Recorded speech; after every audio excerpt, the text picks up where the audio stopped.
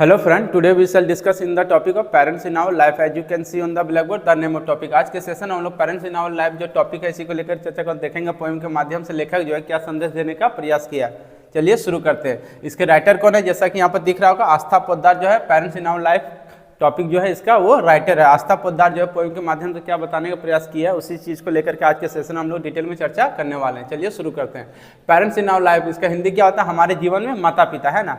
तो इस टॉपिक को देख करके ये समझ में आ रहा है कि हमारे जीवन में माता पिता का जो भूमिका होता है वो बहुत ही बड़ा होता है। हर एक मनुष्यों के जीवन में माता पिता का जो रोल होता है वो बहुत ही बड़ा होता है। चलिए उसी चीज़ को लेकर के हम लोग चर्चा करने वाले। चलिए शुरू करते हैं। Our life is a secondary school. क्या बोल रहा है फर्स्ट लाइन में लेखक बोल रहा है कि हमारा जो जीवन वो क्या है, माध्यमिक स्कूल है।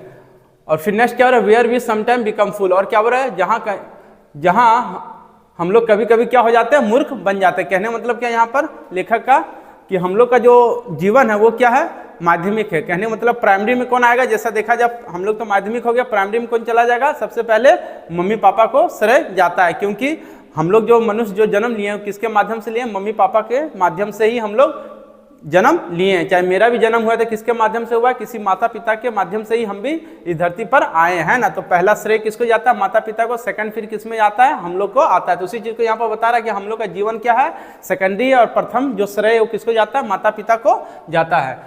और हम लोग कभी कभी क्या हो जाता है, मूर्ख बन जाते हैं। कहने मतलब क्या, हम लोग कभी ये भी हम लोग भ्रम में रहते हैं, गलत फहमी में, कि मतलब सबसे पहले हम लोग आए उसके बाद जो भी और भी जो है हम लोग के बाद है। तो ये धारणा जो है बिल्कुल गलत है। हम लोग से पहले किसका भूमिका होता है, श्रेय किसको जाता है, मम्मी पापा को जाता है। क्योंकि मम्मी पापा के माध्यम से ही हम लोग क्या है, इस धरती पर आए हैं। ठीक है, इसीलिए उसी चीज को यहाँ पर बता रहा है कि हम लोग क्या है, इसीलिए हम लोग का जीवन सेकेंडरी स्कूल है। फिर नेक्स्ट क्या बोल रहा है, पेरेंट्स आर सो गुड। क्या बोल रहा है, मम्मी पापा जो है वो बहुत ही अच्छे हैं। लेखक यहाँ पर जो आस्था पोद्दार वो बताने के प्रयास किए कि माता पिता जो है वो बहुत ही अच्छे हैं।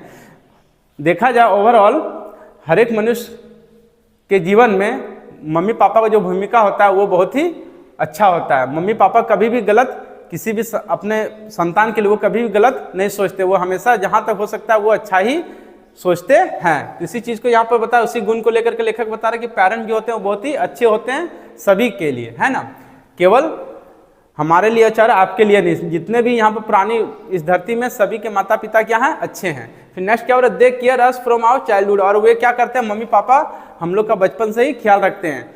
ओवरऑल देखा जाए यहाँ पर मम्मी पापा का जो भूमिका होता है किसी भी बच्चे का देख रेख में वो बहुत ही बड़ा होता है। अगर मम्मी पापा सही से अगर केयर नहीं करे तो बच्चा का परिवर्तन भी सही ढंग से नहीं हो पाएगा, है ना।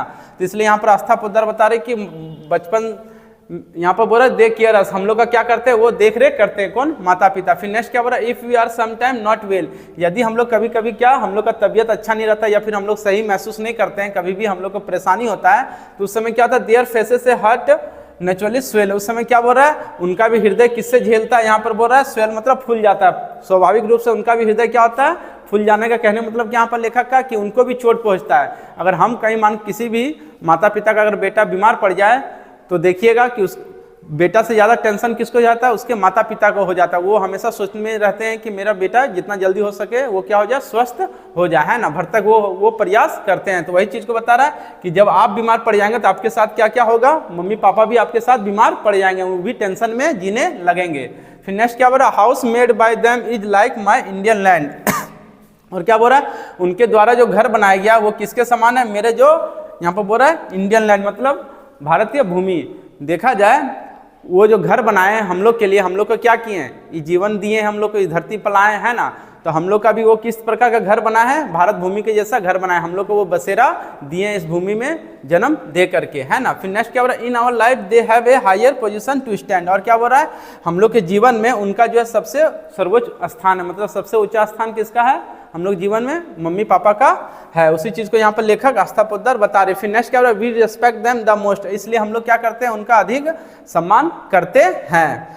For them we are always small. और क्या बोल रहा है, अपने मम्मी पापा के लिए हम लोग क्या है, हमेशा छोटे हैं। देखा जाए अगर प्रैक्टिकल रूप में भी देखा जाए, मम्मी पापा के सामने जो बेटा है वो भले कितना भी बड़ा हो जाए, भले उससे अधिक माता पिता से ज़्यादा पैसा कमाने लगे, मम्मी पापा से मतलब क्या हो जाए, मान के चलिए बहुत तरह का बात यहाँ पर है, जैसे मान के चलो उससे विवेक में भी वो बड़ा हो जाए है ना, लेकिन फिर भी देखा जाए मम्मी पापा के सामने वो क्या रहता है, बेटा बेटा ही होता है ना, मम्मी पापा के सामने वो बच्चा ही होता है। तो उसी चीज़ को यहाँ पर बता रहा है कि हम लोग भले कितना भी बड़े हो जाए, हम लोग का मैरिज वगैरह हो जाए, बाल बच्चा हो जाए, लेकिन फिर भी हम लोग माता पिता के सामने छोटे ही हैं। फिर नेक्स्ट क्या बोल रहा है, our parents are so good, हमारे मम्मी पापा जो है बहुत ही अच्छे हैं, यहाँ पर लेखक बता रही है ना। फिर नेक्स्ट क्या, they care us from our childhood, और हम लोग का वो क्या करते हैं, बचपन से ही हम लोग का देख रेख करते हैं। ओवरऑल देखा जाए यहाँ पर लेखक क्या बताने का प्रयास किया, माता पिता का जो गुण होता है उसी चीज को यहाँ पर बताने का प्रयास किया कि मम्मी पापा जो होते हैं वो सबसे बढ़कर होते हैं, वो हम लोग का क्या सिखाने का भी काम करते हैं, और कभी भी विकट परिस्थिति आता है उस समय भी वो खड़ा रहते हैं। भले कोई दुनिया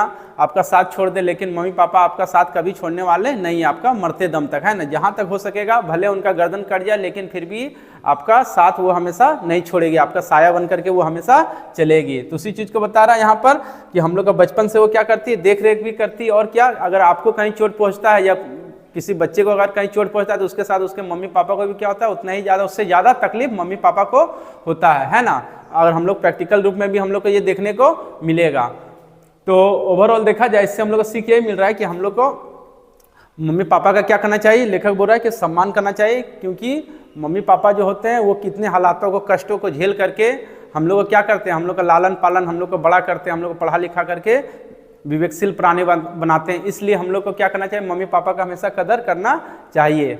I hope you have understand this topic very well. Thank you so much. Again we shall meet in next video, and I want to tell you one thing, that if you are new in this video, please subscribe my channel and press the bell icon, and do not forget to like, comment and share also.